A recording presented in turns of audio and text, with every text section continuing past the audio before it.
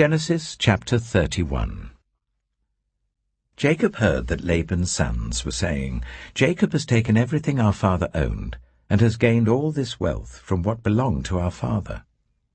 And Jacob noticed that Laban's attitude toward him was not what it had been. Then the Lord said to Jacob, "Go back to the land of your fathers and to your relatives, and I will be with you." So Jacob sent word to Rachel and Leah to come out to the fields where his flocks were. He said to them, "I see that your father's attitude towards me is not what it was before, but the God of my father has been with me. You know that I've worked for your father with all my strength, yet your father has cheated me by changing my wages 10 times. However, God has not allowed him to harm me. If he said, 'The speckled ones will be your wages,' then all the flocks gave birth to speckled young. And if he said, 'The streaked ones will be your wages,' then all the flocks bore streaked young. So God has taken away your father's livestock and has given them to me. In breeding season I once had a dream, in which I looked up and saw that the male goats mating with the flock were streaked, speckled, or spotted. The angel of God said to me in the dream, 'Jacob.' I answered, 'Here I am.' And he said, 'Look up and see that all the male goats mating with the flock are streaked, speckled, or spotted, for I have seen all that Laban has been doing to you. I am the God of Bethel, where you anointed a pillar and where you made a vow to me. Now leave this land at once and go back to your native land.'" Then Rachel and Leah replied, "Do we still have any share in the inheritance of our father's estate? Does he not regard us as foreigners? Not only has he sold us, but he has used up what was paid for us. Surely all the wealth that God took away from our father belongs to us and our children. So do whatever God has told you." Then Jacob put his children and his wives on camels, and he drove all his livestock ahead of him along with all the goods he had accumulated in Paddan Aram, to go to his father Isaac in the land of Canaan. When Laban had gone to shear his sheep, Rachel stole her father's household gods.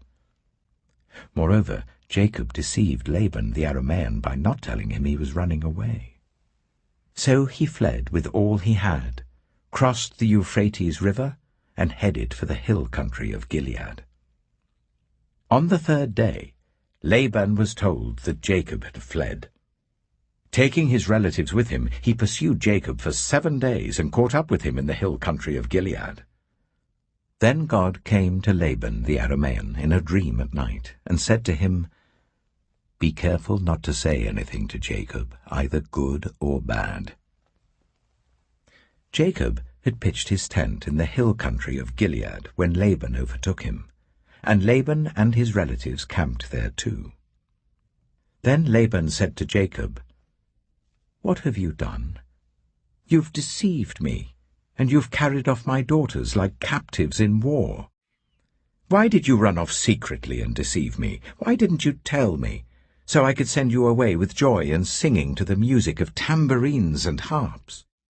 You didn't even let me kiss my grandchildren and my daughters goodbye. You've done a foolish thing. I have the power to harm you. But last night the God of your father said to me, 'Be careful not to say anything to Jacob, either good or bad.'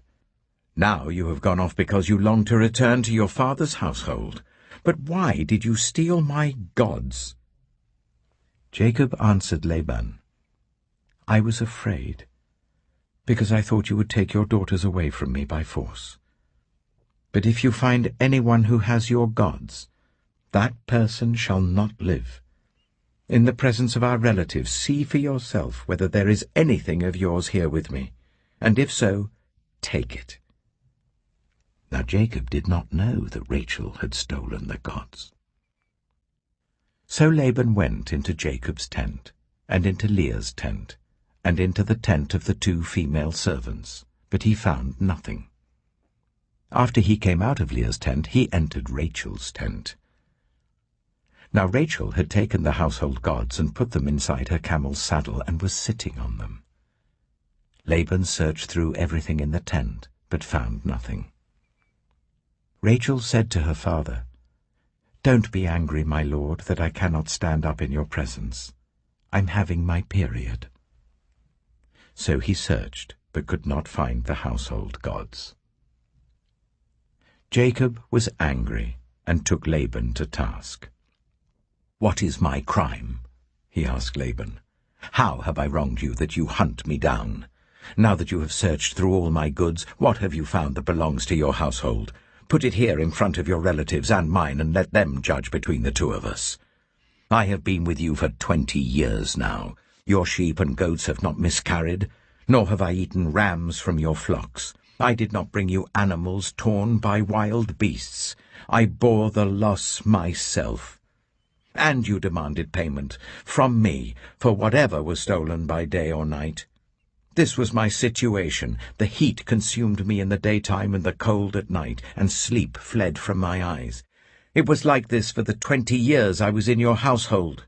I worked for you 14 years for your 2 daughters and 6 years for your flocks, and you changed my wages 10 times. If the God of my father, the God of Abraham, and the fear of Isaac had not been with me, you would surely have sent me away empty-handed. But God has seen my hardship and the toil of my hands, and last night he rebuked you." Laban answered Jacob, "The women are my daughters, the children are my children, and the flocks are my flocks. All you see is mine. Yet what can I do today about these daughters of mine, or about the children they have borne? Come now, let's make a covenant, you and I, and let it serve as a witness between us." So Jacob took a stone and set it up as a pillar. He said to his relatives, "Gather some stones." So they took stones and piled them in a heap, and they ate there by the heap. Laban called it Jegar-sahadutha, and Jacob called it Gilead. Laban said, "This heap is a witness between you and me today." That is why it was called Gilead. It was also called Mizpah, because he said, "May the Lord keep watch between you and me when we are away from each other. If you ill-treat my daughters, or if you take any wives besides my daughters, even though no one is with us, remember that God is a witness between you and me." Laban also said to Jacob, "Here is this heap, and here is the pillar I have set up between you and me. This heap is a witness, and this pillar is a witness, that I will not go past this heap to your side to harm you, and that you will not go past this heap and pillar to my side to harm me. May the God of Abraham and the God of Nahor, the God of their father, judge between us." So Jacob took an oath in the name of the fear of his father Isaac. He offered a sacrifice there in the hill country and invited his relatives to a meal. After they had eaten, they spent the night there. Early the next morning, Laban kissed his grandchildren and his daughters and blessed them. Then he left and returned home. Genesis chapter 32. Jacob also went on his way, and the angels of God met him. When Jacob saw them, he said, "This is the camp of God." So he named that place Mahanaim. Jacob sent messengers ahead of him to his brother Esau in the land of Seir, the country of Edom.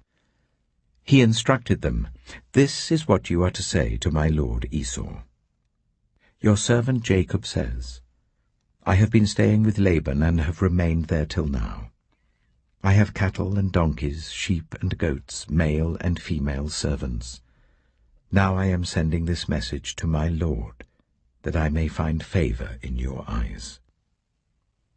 When the messengers returned to Jacob, they said, "We went to your brother Esau, and now he is coming to meet you, and 400 men are with him."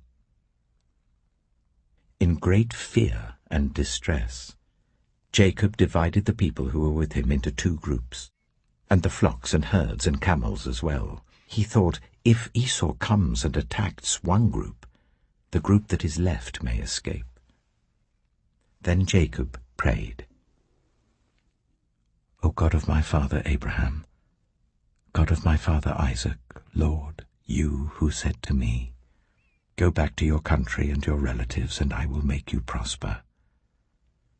I am unworthy of all the kindness and faithfulness you have shown your servant. I had only my staff when I crossed this Jordan, but now I have become 2 camps. Save me, I pray, from the hand of my brother Esau, for I am afraid he will come and attack me, and also the mothers with their children. But you have said, 'I will surely make you prosper, and will make your descendants like the sand of the sea, which cannot be counted.'"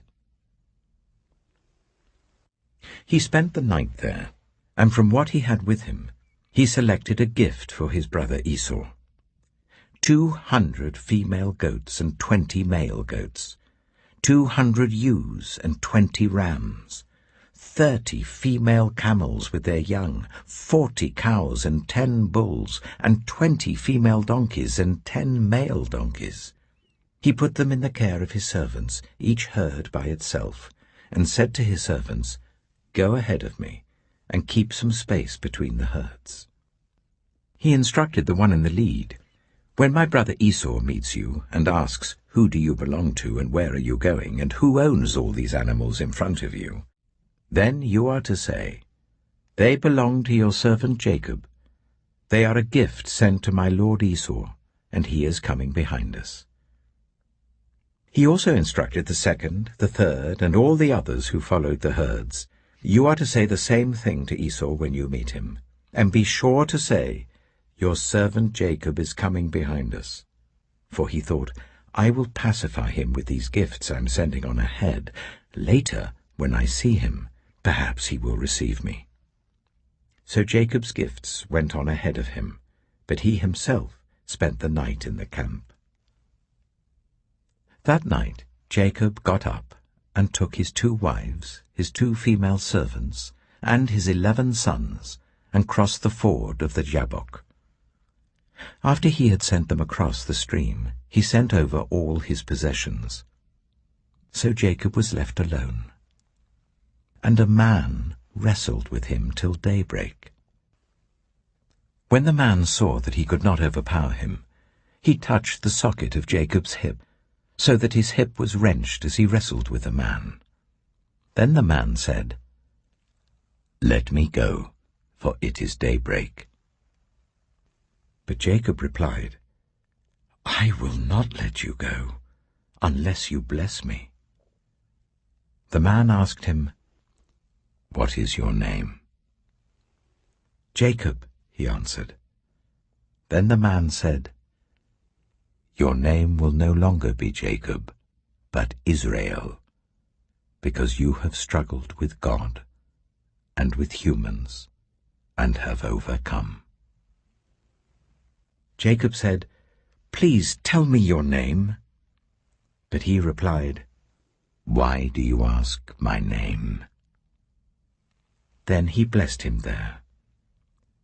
So Jacob called the place Peniel, saying, "It is because I saw God face to face, and yet my life was spared."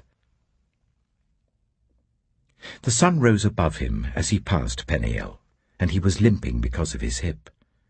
Therefore to this day the Israelites do not eat the tendon attached to the socket of the hip, because the socket of Jacob's hip was touched near the tendon.